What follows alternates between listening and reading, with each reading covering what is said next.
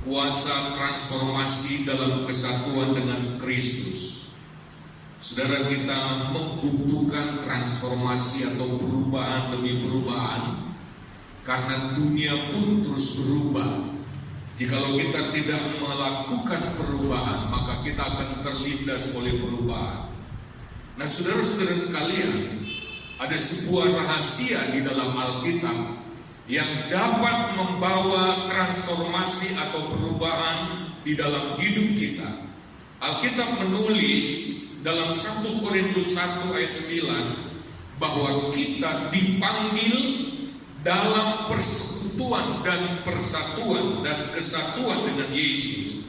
1 Korintus 1 ayat 9, Allah yang memanggil kamu kepada persekutuan dengan anaknya Yesus Kristus Tuhan kita adalah setia. Saudara, kita lihat ayat ini menegaskan bahwa kita dipanggil bukan hanya untuk melakukan ritual-ritual ibadah seperti ini, tetapi Allah memanggil kita untuk menikmati persekutuan dengan Kristus. Nah, saudara, pewahyuan dan kebenaran tentang kesatuan kita dengan Kristus ini sangat penting bagi kita, karena sangat menentukan kualitas kekristenan kita. Jika kita mengerti dan menghidupi kebenaran ini, maka pasti akan terjadi transformasi, pasti akan terjadi perubahan besar-besaran, pasti akan terjadi perubahan yang radikal yang akan membuat hidup kita berubah, berbeda, dibedakan dari orang-orang yang lain. Sekarang kita tidak ingin hidup membosankan dengan tanpa perubahan. Kita tidak hanya ingin slogan bahwa Yesus itu luar biasa, Yesus itu hebat, Yesus itu sanggup melakukan segala hal, Yesus itu sanggup memulihkan, tapi kita mau mengalami perubahan itu.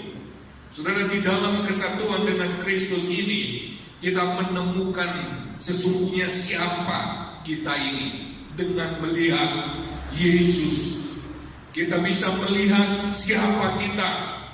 Dengan melihat siapa Yesus, kita bisa melihat kemana tujuan hidup kita dengan mengikut Kristus. Bahkan kita bisa melihat identitas rohani kita dalam identitasnya Kristus. Jadi Yesus itu akan menunjukkan siapa kita, yaitu kita sebagai anak Bapa. Melalui kesatuan dengan Kristus kita melihat betapa kualitas ilahi itu adalah diri kita. Kita melihat potensi kita yang sebenarnya. Jadi kalau kita ingin tahu siapa kita, kekuatan kita, hikmat yang kita miliki, kita melihat ke Yesus.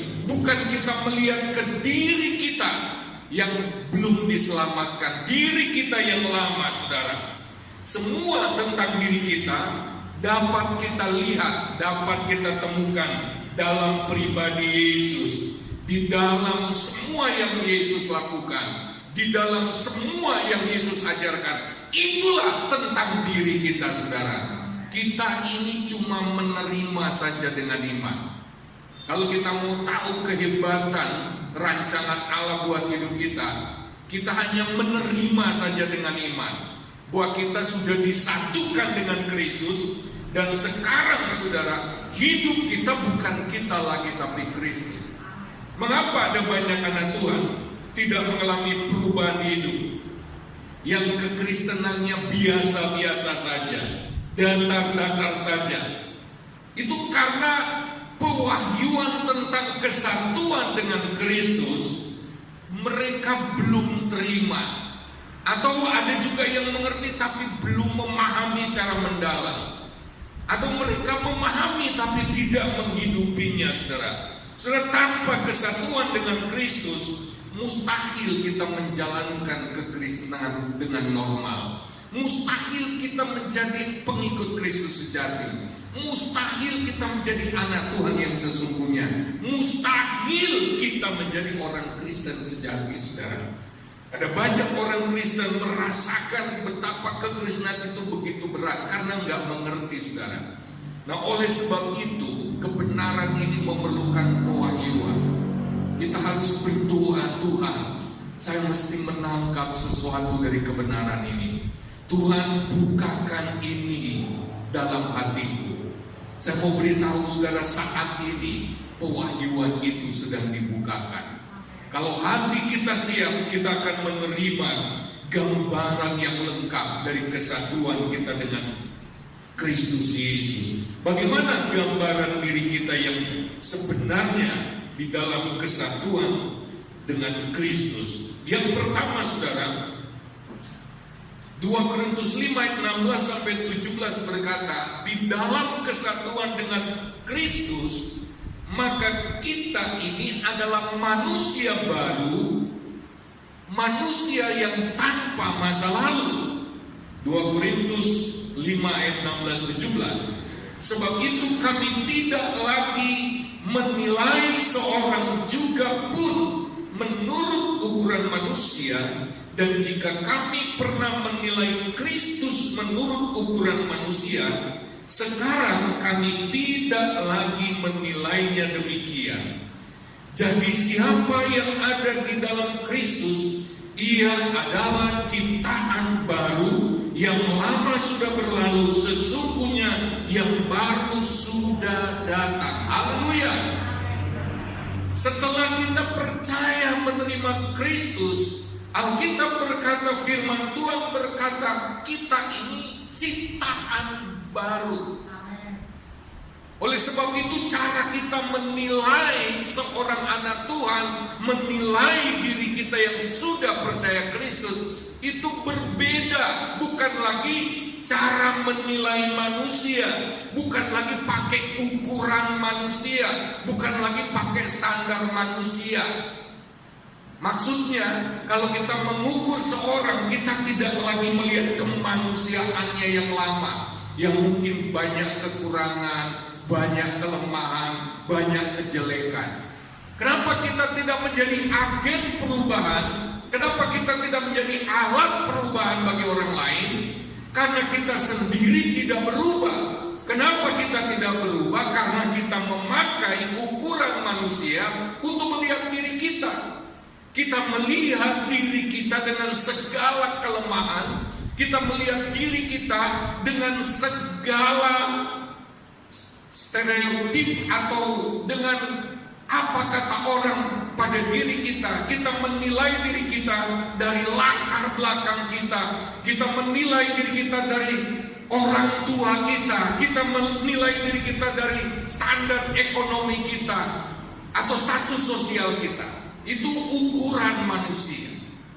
Di dalam ayat ini saudara, kalau kita mau berubah, kita harus lihat diri kita dan lihat orang lain dengan ukuran yang baru, yaitu kita melihat Yesus di dalam orang itu.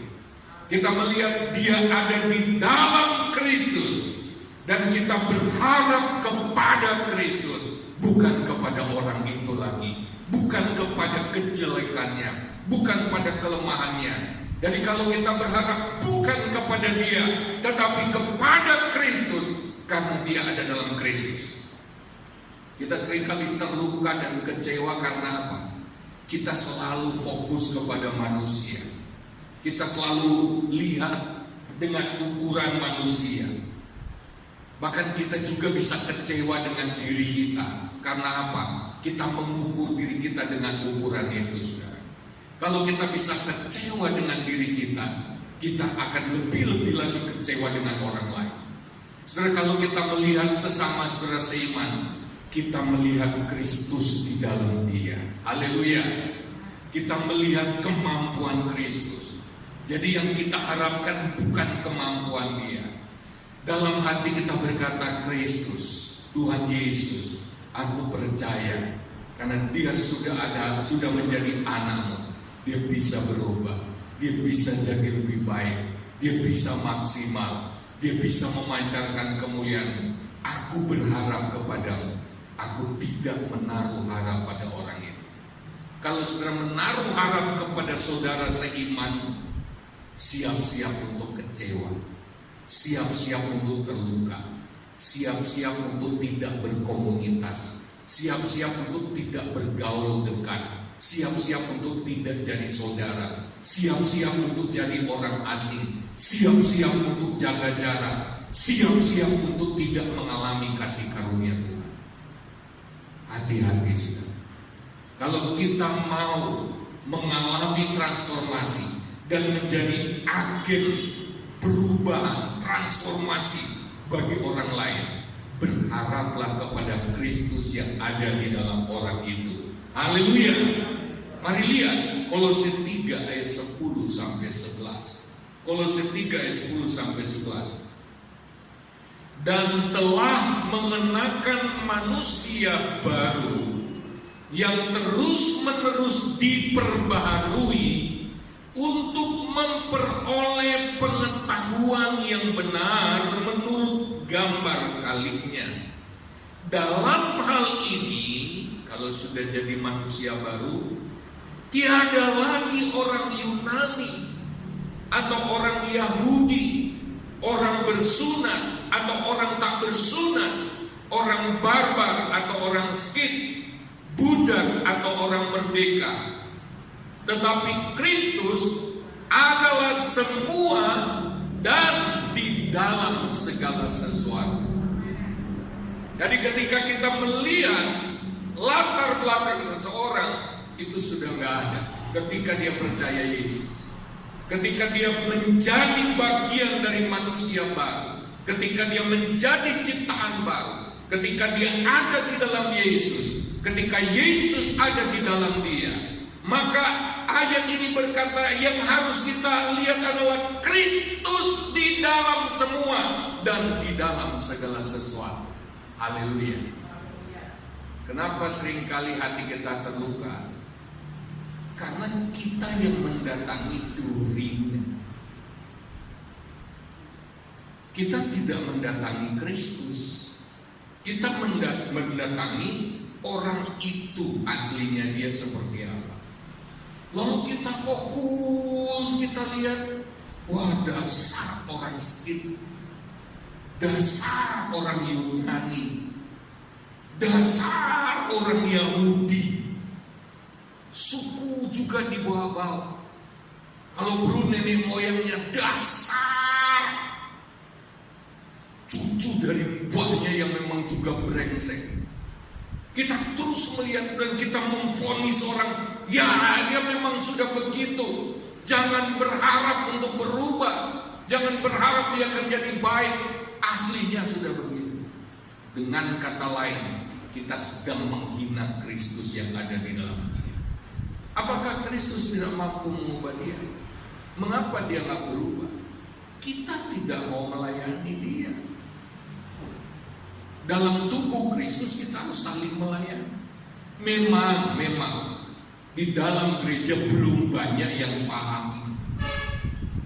Sebagian kecil yang paham pun lupa bahwa dia itu petugas kerajaan Allah, agen transformasi kerajaan Allah, agen perubahan. Tuhan ingin pakai dia untuk merubah orang lain. Tuhan juga pakai orang lain untuk mengubah kita. Apa dikira saya pengkhotbah pendeta hamba Tuhan lalu saya sudah sempurna? Dalam hidup kami suami istri, yang paling banyak berkontribusi untuk mengikis merubah saya adalah istri saya yang paling dekat. Kalau kita ingin mengalami cara Tuhan bekerja mengubah kita, kita harus dekat dengan amplasnya. Haleluya. Haleluya. Gak bisa orang ngamplas bikin halus mebel dari jarak jauh.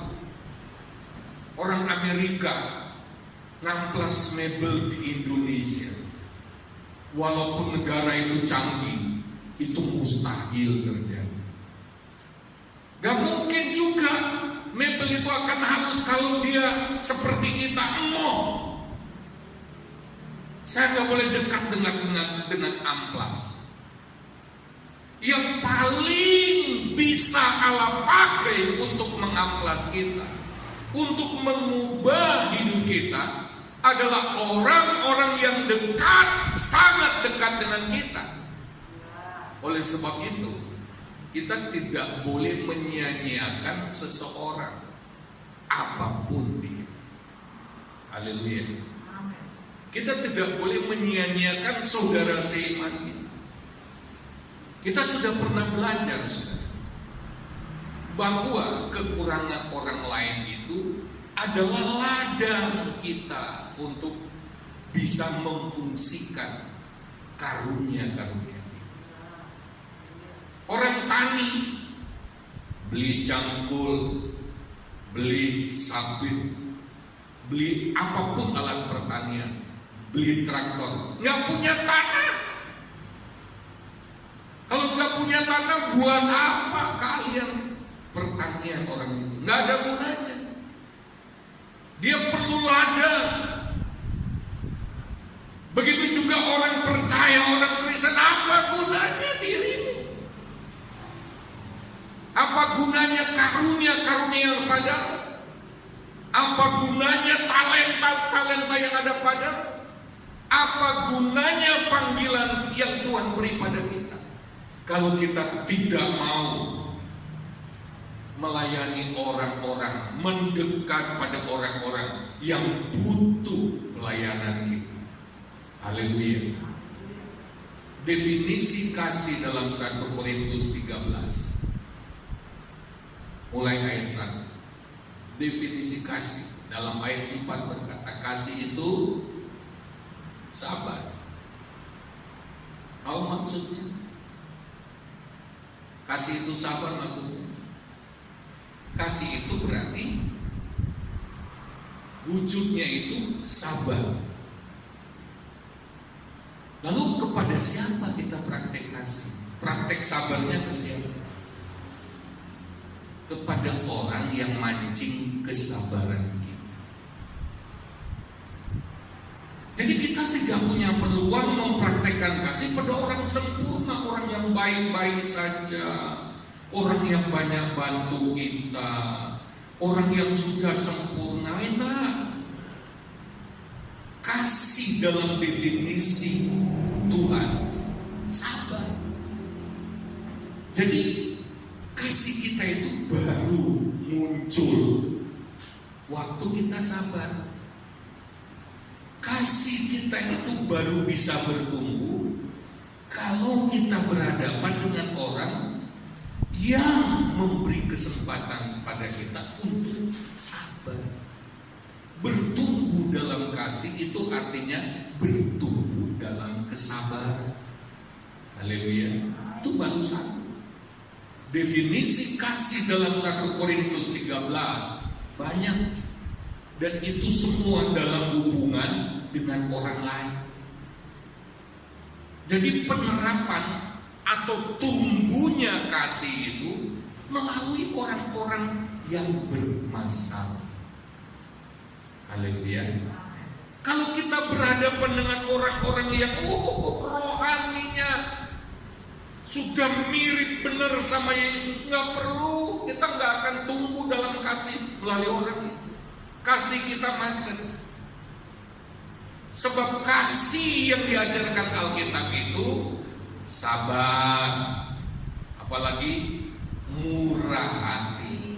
Murah hati di situ bukan cuma pengertian memberi materi. Sebab orang yang memberi itu belum tentu murah hati. Orang bisa memberi karena wis ora kanggo, walaupun ape pakai ke orang lain.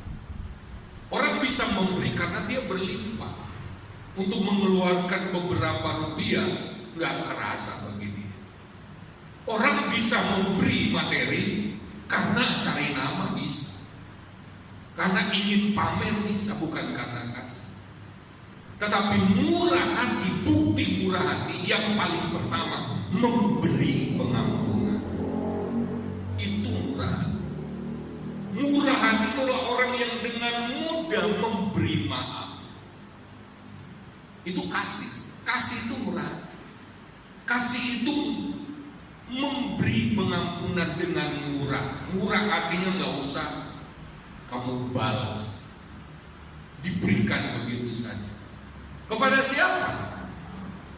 Kepada orang yang bersalah kepada kita. Haleluya.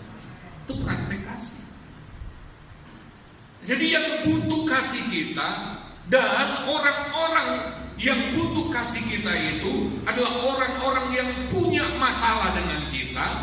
Lalu melalui mereka lah kita bertumbuh dalam kasih. Haleluya. Tanpa mereka kita nggak bertumbuh dalam kasih. Oleh sebab itu ayat ini berkata bahwa ketika kita berada dalam sebuah komunitas rohani, itu tidak identik dengan komunitas sempurna. Itu tidak identik dengan orang-orang yang baik-baik semua. Itu adalah komunitas di mana kita diberi kesempatan untuk praktek kasih, untuk bertumbuh di dalam kasih. Oleh sebab itu, betapa penting kita berkomunitas. Dan gak usah pilih-pilih. Paling enak itu berkomunitas dengan orang yang bisa menumbuhkan kasih kita. Haleluya. Haleluya. Paling enak itu berkomunitas dengan orang-orang yang masih brengsek semua. Lalu Tuhan pakai kita untuk menjadi agen perubahan. Wow, dahsyat. Satu orang saja berubah, hidupnya dipulihkan karena kita. Wah, upahnya besar. Orang yang terlibat dalam pelayanan dengan berbagai macam orang, saya mau beritahu, orang-orang seperti itu orang-orang spesialnya. Dengar baik. Wah, saya takut.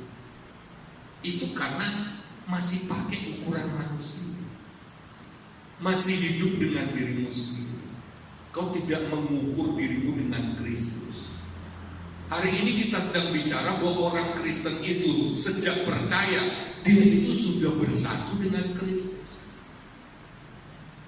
Hanya perlu berlatih saja, membiasakan diri seirama, seiring selangkah dengan Kristus, baru enteng. Jadi bukan kita. Kalau sudah tanya saya, kalau saya sanggup mengampuni orang yang menyakiti saya, oh nggak sanggup. Diri saya nggak sanggup. Tapi Kristus di dalam saya sanggup. Haleluya. Makanya kalau saya melihat ke diri saya yang asli, gagal otak kekristenan saya. Mustahil. Maka kalau saya melihat diri saya bukan melihat James Moya yang dulu yang penuh kekurangan, penuh kegagalan. Saya melihat Yesus. Saya masih gagal, masih sering. Tapi terus berlatih sampai sempurna, sampai menjadi serupa dengan Kristus. Haleluya. Beri kemuliaan bagi Tuhan. Pengajaran ini datang dari isi hati Tuhan supaya kita tidak terus-menerus terluka karena salah bersikap. Di dalam komunitas kita berharap pada orangnya, kita bukan berharap pada Kristus. Dalam ayat ini udah gak usah lihat lagi ya suku apa, suku ini tuh sering menipu misalnya. Suku ini wah licin, wah suku ini wah sombong. Jangan lihat lagi latar belakang seorang, tapi kita imani Kristus yang ada di dalam diri. Tuhan Yesus juga mungkin menitipkan dia kepada kita. Dia itu anaknya Bapa, dititipkan. Mungkin secara rohani kita lebih kakak daripada dia, lebih dewasa dari dia. Tapi jangan juga kaget. Ada orang dalam banyak hal dewasa rohani, tapi dia punya satu kekurangan. Kenapa saya masih berhadapan dengan misalnya mentor saya yang mementor saya, tiba-tiba saya tahu kekurangan, waduh ternyata kasar juga ini. Apakah kerohaniannya yang lain itu palsu. Dia juga sedang tumbuh. Haleluya. Dia juga sedang berproses. Roma 12 ayat 2 berkata, berubahlah oleh pembaruan budi. Kata berubah dalam ayat itu memakai kata metamorfo. Itu artinya seperti ulat, ya, jadi kepompong, jadi kupu-kupu. Itu ada prosesnya, perubahannya. Itu gak tiba-tiba ketika seorang percaya langsung simsalabim, seperti masuk salon 1 jam, keluar sudah jadi orang lain. Ada proses, ada kekurangan. Jadi jangan kaget. Orang yang sudah kagumi kerohaniannya tiba-tiba sudah ngekor beberapa hari, 2 minggu saja dengan dia mepet terus, pasti ketahuan kekurangan. Jangan kaget. Haleluya. Apalagi berhadapan dengan adik rohani, artinya rohaninya walaupun sudah lama di gereja, tapi dia ternyata masih baik. Problemnya, kasusnya banyak, traumatisnya itu bertumpuk-tumpuk, kerusakan dalam jiwanya itu parah, sehingga kecepatan pemulihan dia dengan saudara beda. Ada orang yang cepat banget, barusan bertobat,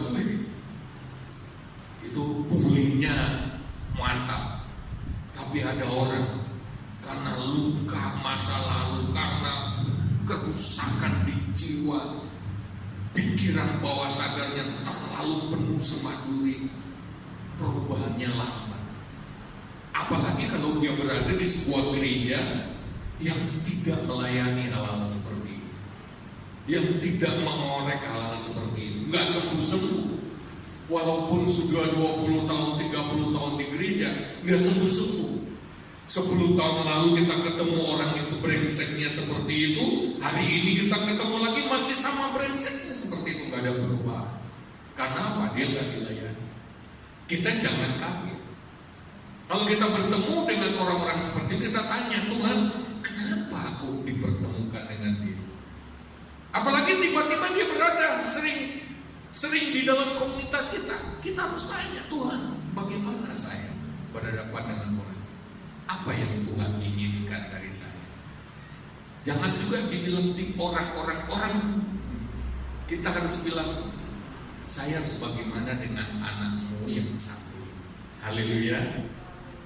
Ini bukan orang-orang pada umum, apalagi orang dalam tanda petik. Kalau kita sudah bilang, berhadapan lagi dengan orang ini. Kalau dia anak Tuhan, dia bukan orang ini, dia anak Bapa. Haleluya. Haleluya.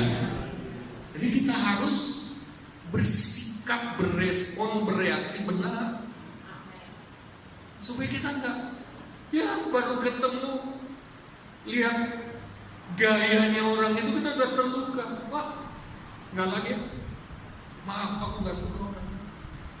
Harga diri kita itu sudah sobek, sudah tergores. Kenapa?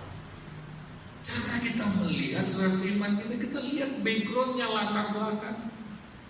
Apalagi sudah pakai strata ekonomi, wah kere, miskin.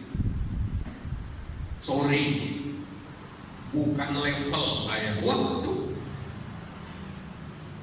di dalam Kristus itu, dalam kesatuan dengan Kristus, bahkan dikatakan tidak ada budak atau merdeka, orang merdeka.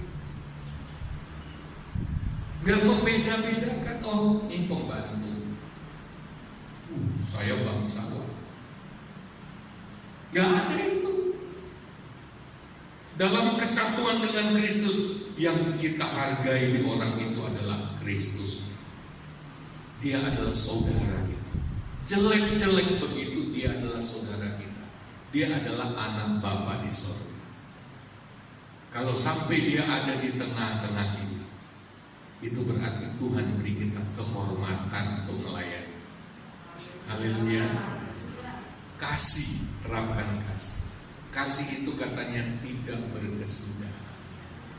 Nubuat akan berakhir, tapi kasih tidak berkesudahan. Kenapa dalam 1 Korintus 13 ada kalimat kasih itu tidak berkesudahan? Karena banyak orang Kristen mendefinisikan kasih itu seperti transaksi. Kalau saya mengasihi kamu, kamu harus ya timbal balik dong. Minimal kamu harus baik. Ya, walaupun kamu belum berubah sama orang lain, tapi sama aku harus tunjukkan. Itu namanya transaksi. Jadi kalau sudah tidak menguntungkan, kasih pun menjadi berhenti. Alkitab menulis bahwa kasih yang diajarkan oleh Tuhan tak berkesudahan. Ketika nubuat berhenti, Alkitab berkata karunia-karunia lain berhenti, praktek kasih tidak akan pernah berhenti. Amin. Mungkin kita tidak punya karunia-karunia lagi, atau kita tidak melayani dengan karunia-karunia roh tertentu. Tetapi yang paling besar, 1 Korintus pasal 13 ayat terakhir, yang paling besar antara iman, harap dan kasih adalah kasih. Yang paling besar. Jadi praktek kasih itu lebih hebat, lebih sip, lebih oke ketimbang pelayanan yang lain. Haleluya. Lihat lagi Galatia pasal 3 ayat 27-28.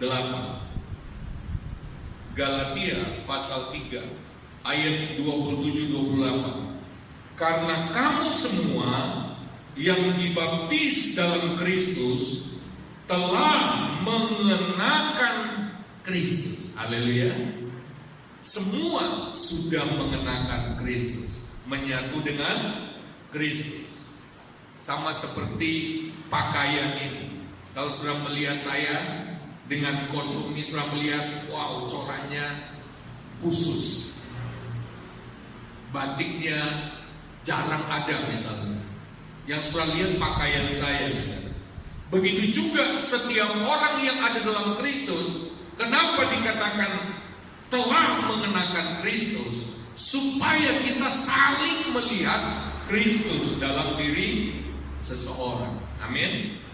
Dalam hal ini tidak ada orang Yahudi atau orang Yunani, tidak ada hamba atau orang merdeka, bahkan tidak ada laki-laki atau perempuan, karena kamu semua adalah satu di dalam Yesus. Saya beri kemuliaan bagi Tuhan. Bukan berarti secara gender kita itu gak jelas laki-laki atau perempuan. Maksudnya Tuhan ingin kita tidak lagi membedakan. Wah, kalau perempuan sih memang begitu, kita gak bisa berharap lebih. Oh, laki-laki apa lagi? Laki-laki dan wanita itu punya plus minusnya sendiri. Tetapi ketika mereka sudah ada dalam Kristus, yang kita lihat adalah potensinya Kristus. Yang kita lihat adalah kemampuannya Kristus. Saudara sekalian, tidak lama saya sampaikan, nanti kita akan sambung pada minggu yang akan datang. Tapi saya mau tegaskan, Kristus di dalam kita itu dahsyat. Setelah kita bertobat, kita percaya, kita menjadi anak Tuhan, kita tidak sendiri lagi. Kita itu sudah disatukan dengan Kristus. Hanya saja kita itu tidak mau hidup dalam kesadaran, tidak praktek. Jadi kemanapun saya pergi sekarang, saya selalu mau menyadari saya tidak sendiri, tapi Kristus ada di dalam saya. Saya juga ada di dalam Kristus. Haleluya. Oleh sebab itu dikatakan, jikalau firman, jikalau Yesus di dalam kita, kita tinggal di dalam Dia, maka kita akan berbuah banyak. Haleluya. Seperti jarak, dia cukup nempel saja terus di pokok anggur, dia pasti berbunga. Dia nggak perlu ngotot, dia pasti berbunga. Jangan lagi hidup dengan ukuran manusia. Jangan lagi hidup dengan mengukur kemampuan manusia, mengukur kemampuan manusia orang lain. Ukurlah kemampuan Kristus dalam diri. Ukurlah kemampuan Kristus yang ada di dalam orang lain. Kalau kau punya ukuran yang mampu mengukur, karena Kristus itu tidak ada batas. Tutup Alkitab kita datang kepada Tuhan. Haleluya, puji Tuhan. Haleluya. Kita nyanyi, kau terlebih besar. Kau terlebih besar. Saudara percaya Yesus itu lebih besar. Haleluya. Yesus lebih besar dari segala persoalan kita, dari segala pergumulan kita. Mari angkat imanmu kepada Tuhan. Mari tutup matamu dan biarkan pewahyuan ini turun lebih lagi dalam hati kita. Haleluya. Haleluya. Mari berdoa lagi. Saya berhenti menjelaskan, tetapi pewahyuan itu bisa terus berlanjut dalam hidup. Kau terlebih besar. Kau terlebih besar dari semua persoalan. Besar.